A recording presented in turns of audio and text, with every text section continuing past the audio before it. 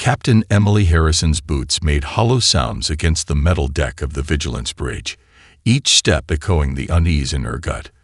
20 years of service in the Earth Defense Force had taught her to trust those instincts.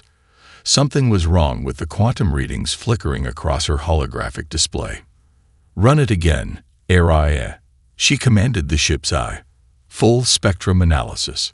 "Captain, this is the fourth analysis in the past hour," HFY responded, her voice carrying a hint of artificial concern. The quantum signatures remain consistent with historical records from the Drachnid War. Harrison stopped pacing and stared out the bridge's panoramic viewport. The space between stars seemed darker here, at the edge of former Drachnid territory. 50 years ago, humanity had fought a devastating war against the Reptilian Empire, ultimately forcing them into surrender through a combination of innovative tactics and sheer determination.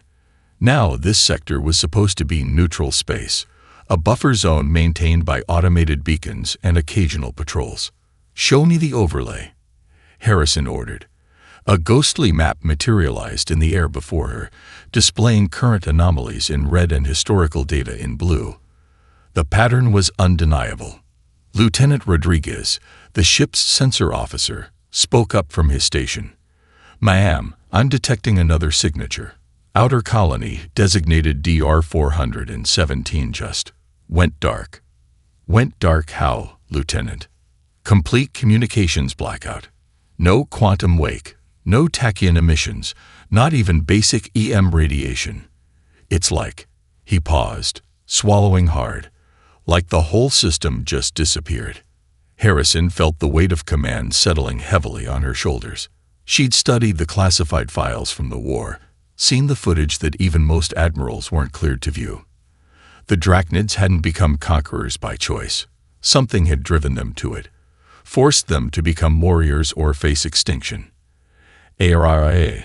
Display file Delta 793. A grainy hologram appeared, showing footage from the final days of the war. A Drachnid elder, scales dulled with age, speaking to human negotiators. "You think us monsters, but you never asked why we built our empire, what horror we were running from. Pray you never find out."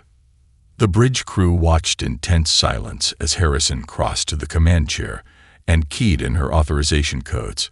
"Send a priority message to Fleet Command. Inform them we're detecting quantum signatures matching classification Omega from the Drachnid War archives. Request permission to." "Captain." Rodriguez's voice cracked. 2 more colonies just went silent. DR-419 and DR-420. "Whatever this is, it's moving faster than anything we've ever tracked." Harrison didn't wait for Fleet Command's response. The nearest Earth colony was 3 weeks away at maximum speed, but the Drachnid homeworld lay directly in the path of these anomalies. Their former enemies would be defenseless against a threat they'd spent 50 years trying to forget. "Plot a course for the Drachnid core systems," she ordered.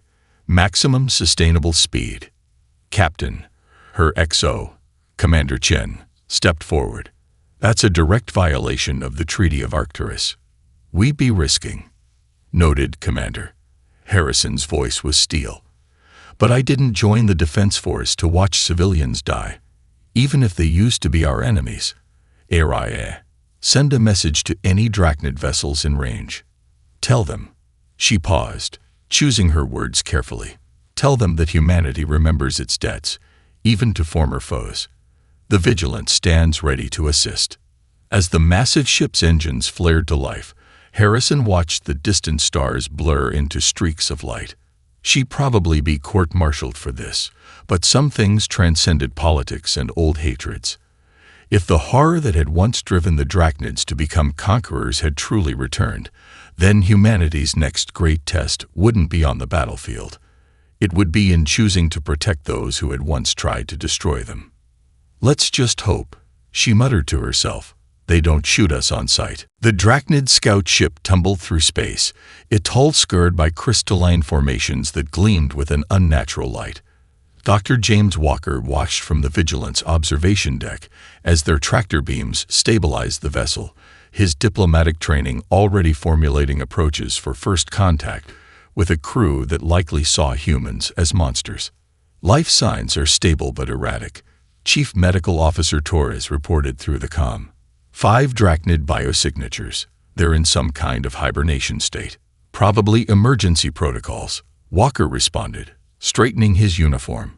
Their species can shut down non-essential functions when severely injured. Captain, request permission to join the medical team. Granted, Harrison's voice crackled through the speaker. But Walker, the second they show signs of hostility, you get out. We're not losing our best diplomat to old grudges. The docking procedure took 20 minutes, each clang and hiss of connecting airlocks echoing through the ship.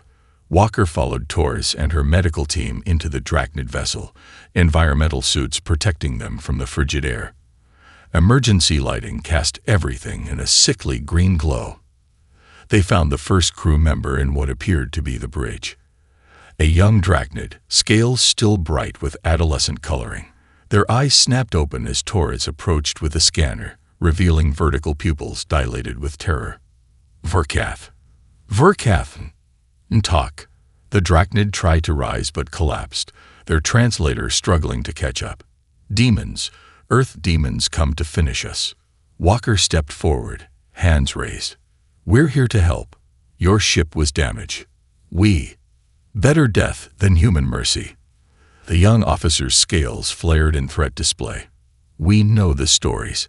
How you slaughtered our colonies, turned our own weapons against us, broke the mighty Drachnid Empire with your savage cunning. Torres continued her scan, ignoring the threats. Multiple crystalline microstructures in their bloodstream. Some kind of invasive technology. Never seen anything like it. Before Walker could respond, emergency klaxons blared. Harrison's voice cut through the chaos. 3 Drachnid warships just dropped out of FTL. They're charging weapons. The young Drachnid's mandibles clicked in what might have been satisfaction. The hunt pack comes. You will learn why we once ruled the stars. Human. Walker made a decision. Instead of retreating, he removed his helmet. A gesture that made Torres swear colorfully in Spanish. The frigid air bit at his skin as he knelt before the injured Drachnid. I am James Walker, Earth Clan diplomat, and I invoke Krithal Nvar.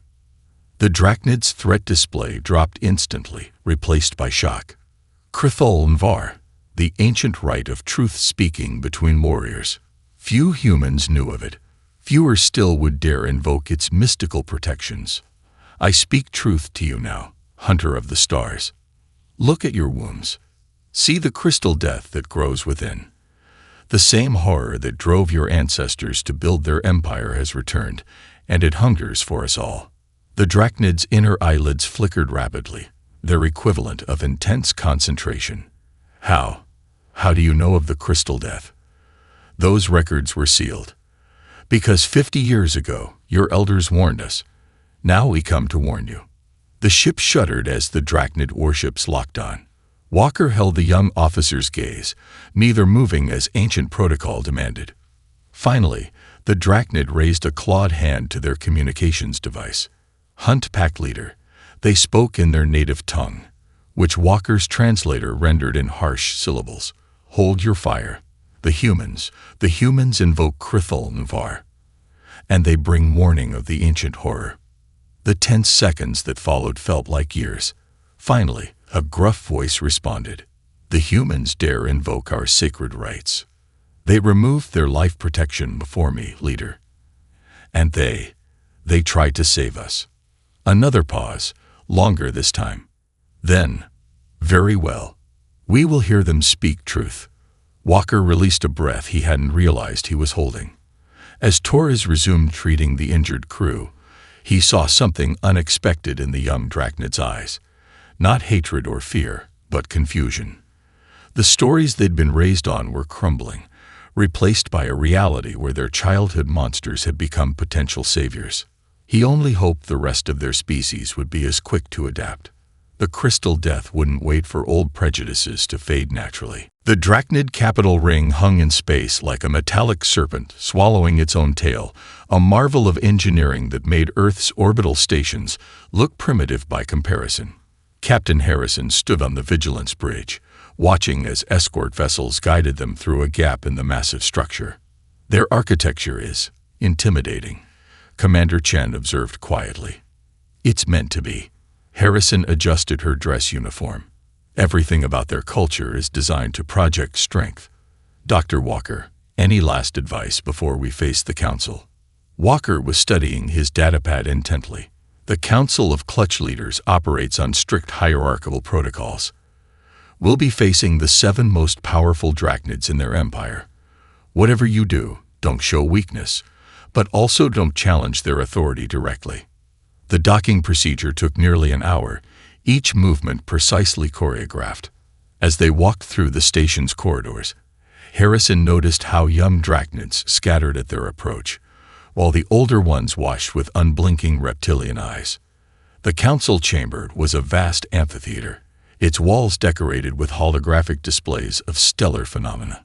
7 massive thrones rose in a semicircle, each occupied by a clutch leader, whose scales bore the intricate patterns of their respective territories. The human vessel Vigilant presents itself to the council, their guide announced in the formal tones of court protocol. The central clutch leader, their scales a deep crimson with age, leaned forward. You violate our space, bringing warships to our very heart. Speak quickly, Captain Harrison, before we remember why we once sought to conquer your species. Harrison stepped forward, her voice steady. Honorable Council, we come bearing warning of. A piercing alarm cut through the chamber. The holographic displays flickered, then showed a rapid sequence of sensor readings. Impossible. One of the younger clutch leaders rose. The Vorinth colony. Its quantum signature just vanished. The chamber erupted in chaos. Harrison watched as the central clutch leader's inner eyelids flickered rapidly, their equivalent of human pupils dilating in fear. Show them, the ancient drachnid commanded. Show them what our ancestors knew. A new hologram materialized in the chamber center. The footage was grainy, obviously ancient, but the horror it displayed was clear. A pristine world, much like Earth, suddenly covered in crystalline formations that grew at impossible speeds. The recording showed drachnid warriors fighting desperately against the spread, their weapons useless as entire cities were consumed. This was our first homeworld. The central clutch leader's voice carried the weight of generations. What you see forced us to become warriors, to spread across the stars, always staying one step ahead. We thought we had outrun them. We thought. The same quantum signatures are appearing now, Harrison interrupted, knowing she was breaking protocol, but pressing on. We detected them at your outer colonies. That's why we came. You knew. Another clutch leader's scales flared in anger. You knew of this threat and kept it secret during the peace negotiations. No, Walker stepped forward, bowing slightly. Your elders warned us, but we didn't understand until now. The classified files, the final warnings. They were trying to tell us what might return. Another alarm blared. 2 more colonies gone.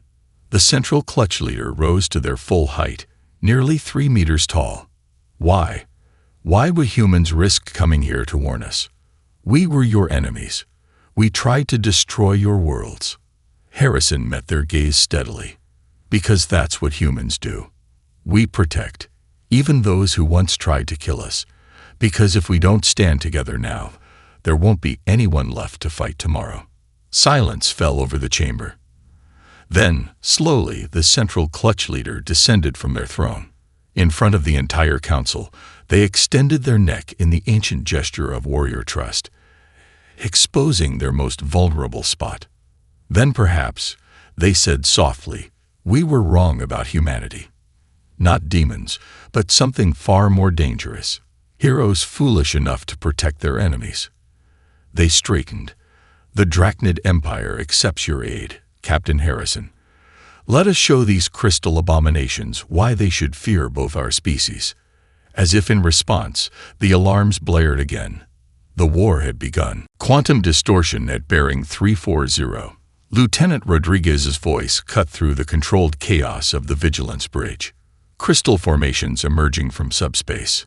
Captain Harrison watched as the massive Drachnid warship Sundered Scale moved into attack position alongside them. The vessel was a beauty of brutal engineering, nearly twice the size of the Vigilant, its hull bristling with plasma cannons that could reduce a small moon to slag. "Vigilant, this is Commander Zisk." The Drachnid captain's voice rumbled through the comm. "Our weapons are hot. Let us show you how the Empire deals with its enemies." Harrison allowed herself a small smile. "With respect, Commander, let us show you why you lost the war. Area. Initiate combat pattern Delta 7. The Vigilant moved with impossible grace for a ship its size, its advanced inertial dampeners allowing maneuvers that would turn a Drachnid crew to paste. The crystal entities emerged fully into normal space, geometric nightmares that seemed to bend reality around them. "Multiple targets," Rodriguez reported. "Largest concentration bearing directly on the colony's main settlement." They're replicating, Captain." Sundered Scale, focus your plasma barrage on the largest clusters," Harrison commanded. "Protocol forgotten in the heat of battle. We'll handle the outliers. Area, get me a weakness analysis."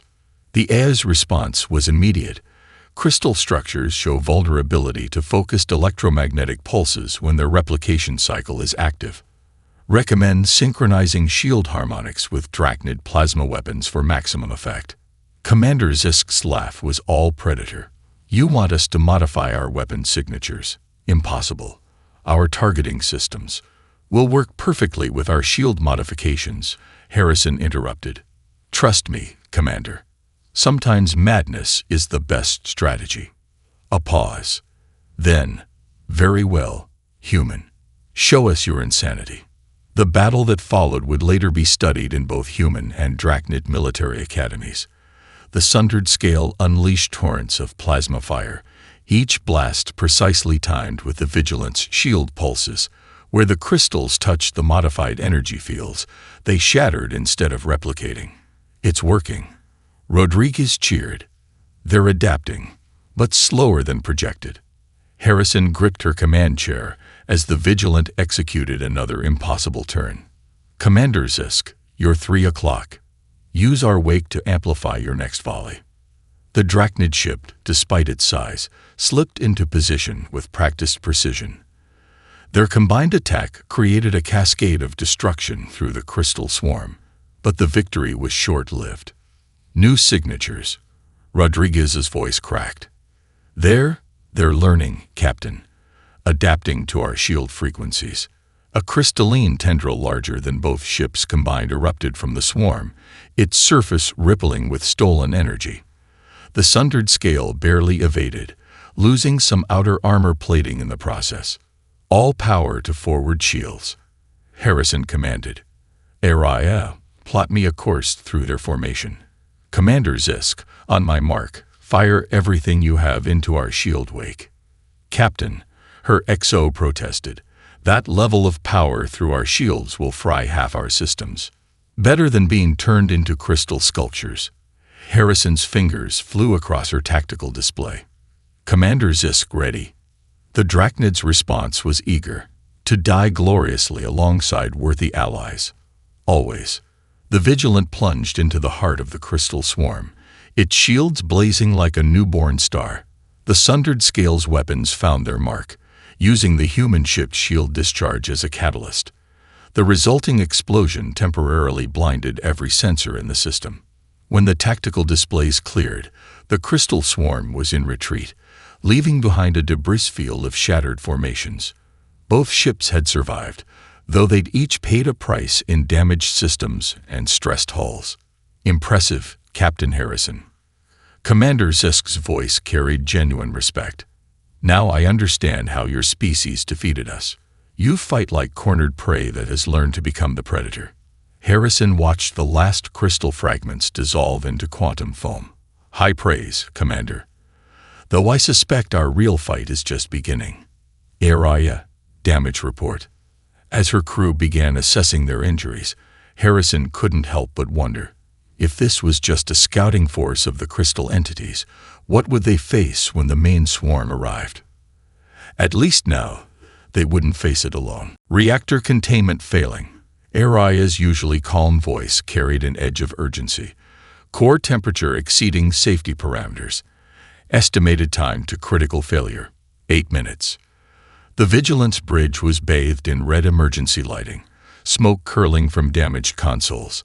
Their last encounter with the Crystal Swarm had left both ships trapped in a debris field, their hulls scared and systems failing. Engineering reports total failure of the primary cooling system, Commander Chen reported, wiping blood from a cut above his eye. Secondary systems are offline. We need to shut down the reactor or we all become atomized space dust.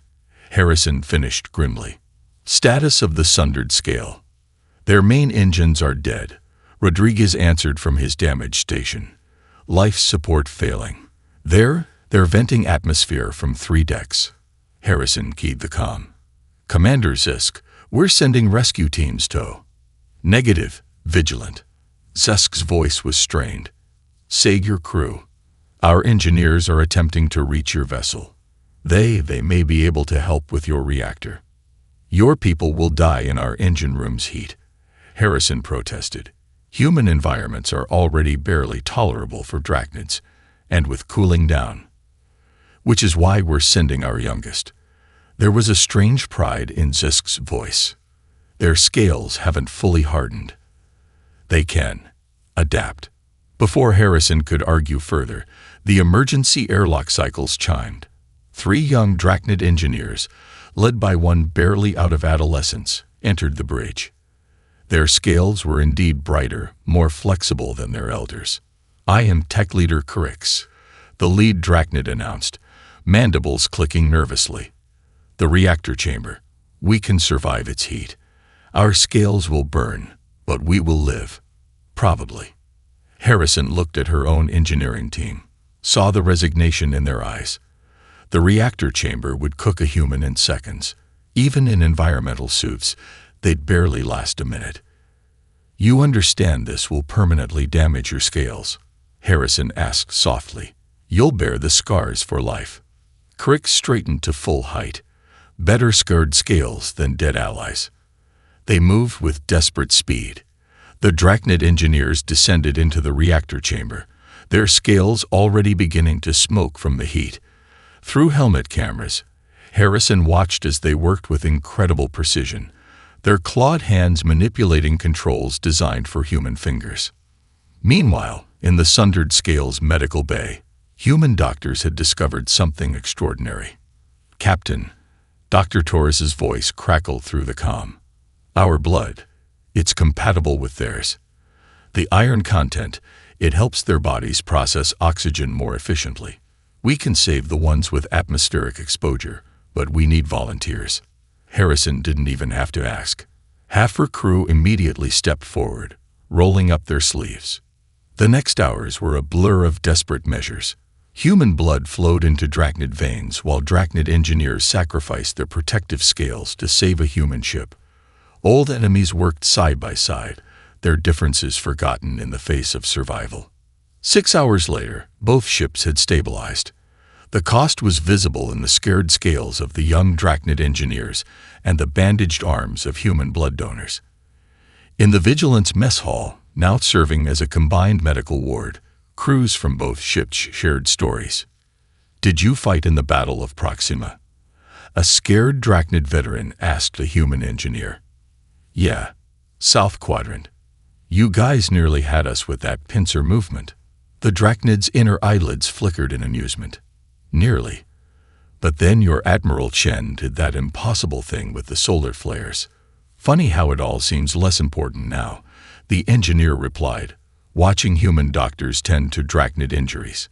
Harrison found Commander Zisk in the observation lounge, both of them watching their crews interact.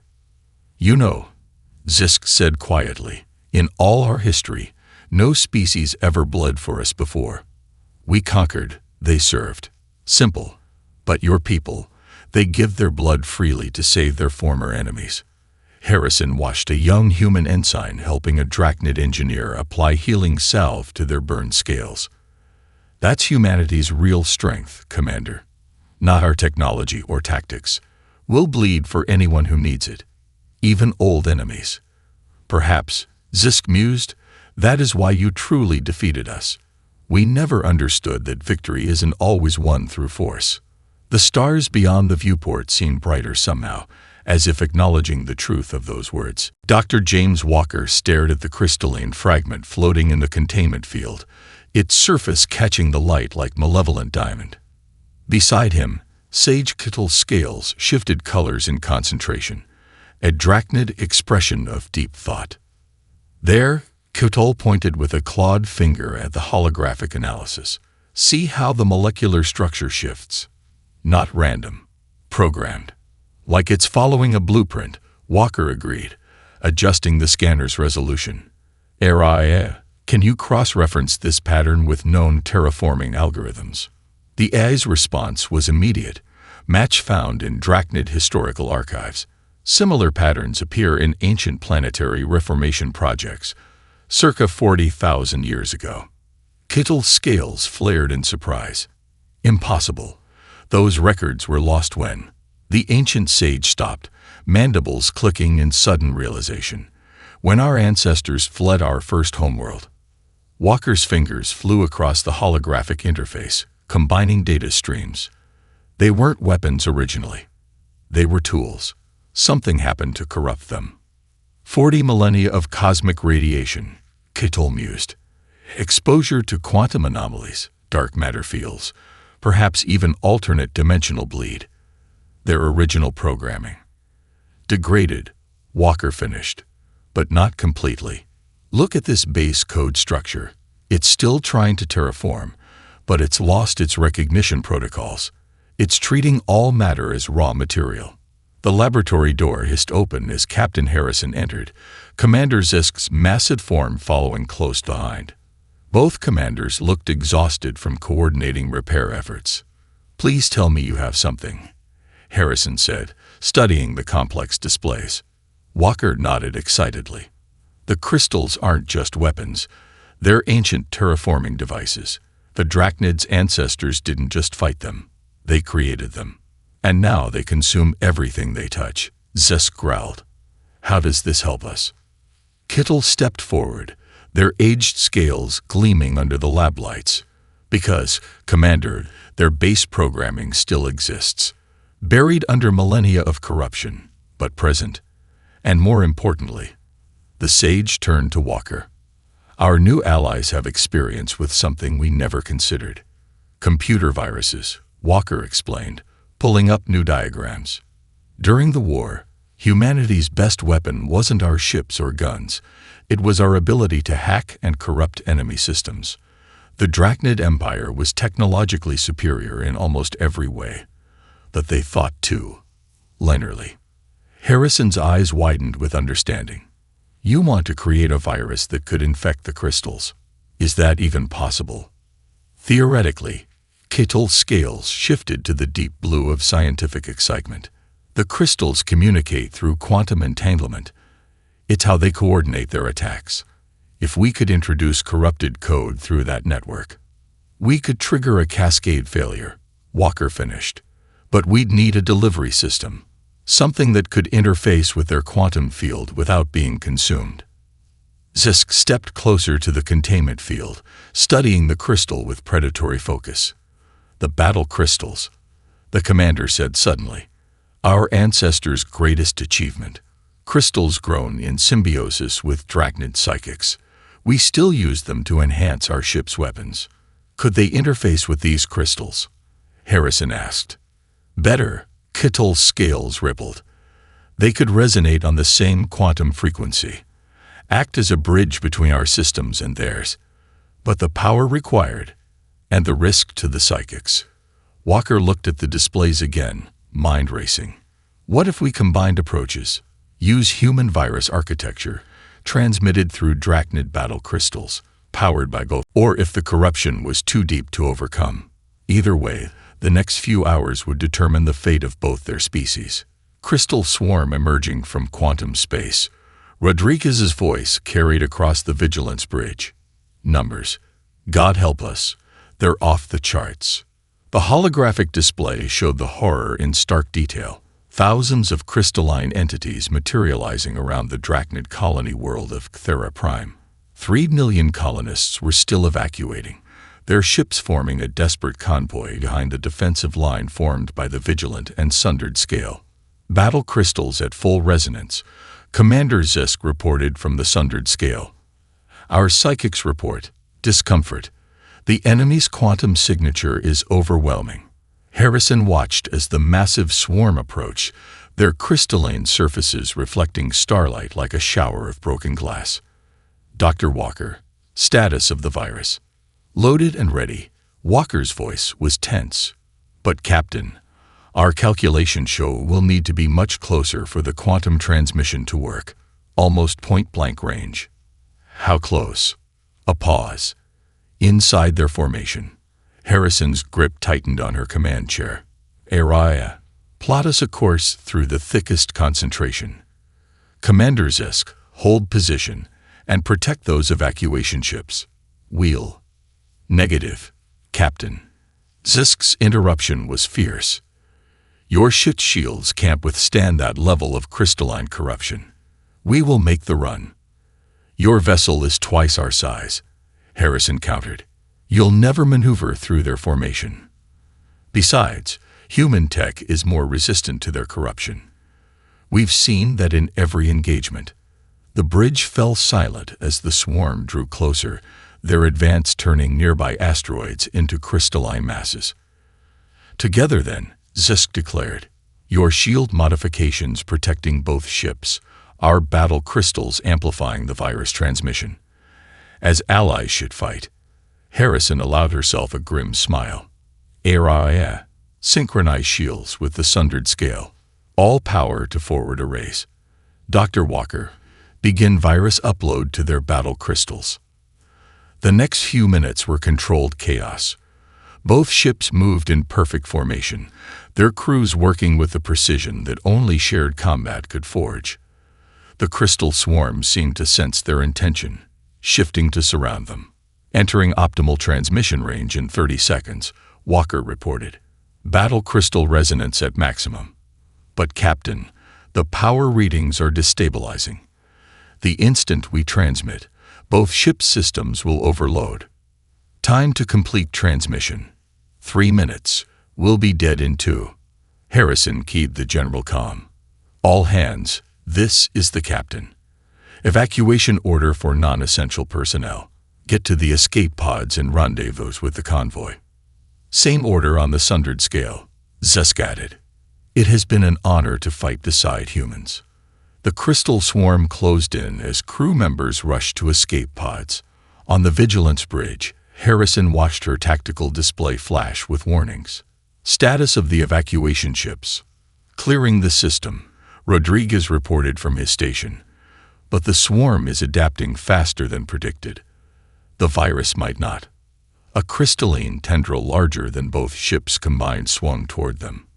The Sundered Scale took the hit, its outer hull beginning to crystallize. Transmission range achieved, Walker shouted. Initiating virus upload. Now, the battle crystals aboard the Sundered Scale flared with impossible brightness. The virus, a combination of human ingenuity and Drachnid mysticism, poured into the quantum network connecting the swarm. It's working. Walker's voice was triumphant. The corruption is spreading through their network, but no. Report, Harrison demanded. The transmission is too weak. The quantum signal isn't reaching the outer edges of the swarm. We need more power, Zisk finished. Captain Harrison, it has been an honor. Remember us. Before Harrison could respond, the Sundered Scale fired its maneuvering thrusters, driving deeper into the swarm's heart. Its battle crystals blazed like newborn stars as Zisk diverted all power to transmission. Sundered Scale, get out of there, Harrison ordered. Your hull integrity will serve as the sacrifice needed for victory. Zisk's voice was calm. For the first time in our history, Drachnids die not to conquer, but to protect. This is a worthy end. The sundered scales reactor went critical, its explosion amplifying the virus transmission exponentially. The last thing Harrison saw before the blast wave hit was the crystal swarm beginning to shatter. Their corruption turned back on itself. Victory, it seemed, would come with a price neither side had expected to pay. 1 year later, Earth Drachnid Joint Defense Academy, Armstrong City, Luna. Captain Emily Harrison stood at the observation dome of the newly constructed academy, watching Earth rise over the lunar horizon. The Vigilant's scarred hull was visible in the construction yard below, being transformed into a permanent installation, a monument and training vessel for future generations. Still beautiful, isn't it? Dr. Walker joined her at the window. Even after everything we've seen. Especially after everything we've seen, Harrison corrected. She touched the commendation medal on her uniform. A hybrid of human and drachnid design, featuring a crystalline star gripped by 2 different hands. The first class starts tomorrow. Are we ready? Walker smiled. As ready as anyone can be to teach humans and drachnids in the same classroom. Though I think Commander Zisk's daughter has been the most enthusiastic instructor so far. The mention of Zisk brought a moment of shared silence. The sundered scales sacrifice had saved not just the colony, but potentially both civilizations. The crystal swarm, its quantum network corrupted by the combined virus, had collapsed in on itself. The few remaining fragments were being studied in joint research facilities, their original terraforming protocols slowly being restored. Captain Harrison. A young voice called out. Crix, the drachnid engineer who had saved the Vigilance reactor, approached. Their scales, permanently scared from that day, now bore the distinctive markings of an academy instructor. The integration ceremony is about to begin. The main auditorium was packed with representatives from both species. At the center stage, technicians were completing the final connections between the Vigilance AI system and the salvaged consciousness core of the sundered scales eye. The combined system would serve as the Academy's primary teaching interface. Harrison took her place at the podium, facing the assembled crowd. Former enemies sat side by side, human engineers comparing notes with drachnid technicians, young cadets from both species already forming friendships. 1 year ago, she began, our species stood at a crossroads. The same threat that once drove us apart became the catalyst that brought us together. But it wasn't just the crystal swarm that was defeated that day. Something else died in that battle. The fear and mistrust that had separated our peoples for 50 years. She gestured to the viewscreen showing the Vigilance transformation. This ship once stood guard against drachnid expansion. Now it will teach our children how to stand guard together. The sundered scales sacrifice showed us that true strength isn't found in standing alone, but in standing together. The combined AI systems activated, projecting a massive hologram of both ships as they had appeared in that final battle. Harrison noticed how the younger attendees leaned forward, eager to learn from history rather than be bound by it. Today, we formalize what began in crisis. The Earth Drachnid Defense Alliance isn't just about protecting our worlds. It's about protecting the idea that former enemies can become the strongest of allies. That the differences which once divided us can become the varieties of strength that unite us. As if to emphasize her point, a group of human medical students helped a drachnid cadet adjust their environmental controls. Nearby, a drachnid engineer was teaching human students the principles behind their battle crystal technology. Commander Zisk once told me that humanity's greatest strength was our willingness to bleed for others. But I think our real strength, both humans and drachnids, is our ability to learn from each other, to grow beyond what we once were. The ceremony concluded with the traditional hybrid honor guard, humans and drachnids standing together, their weapons raised in salute. As the crowd dispersed, Harrison remained at the podium, watching the next generation of both species already beginning to forge bonds that would reshape their civilizations. Dr. Walker approached with a data tablet. First training rotation starts at 800 tomorrow, ready to show them how humans and drachnids work together. Harrison smiled, touching the scared surface of the podium. made from a piece of the sundered scales hull, ready to show them who we can become together. Above them, Earth and the Drachnid capital world were both visible in the lunar sky, their light intermingling on the Academy's crystalline windows.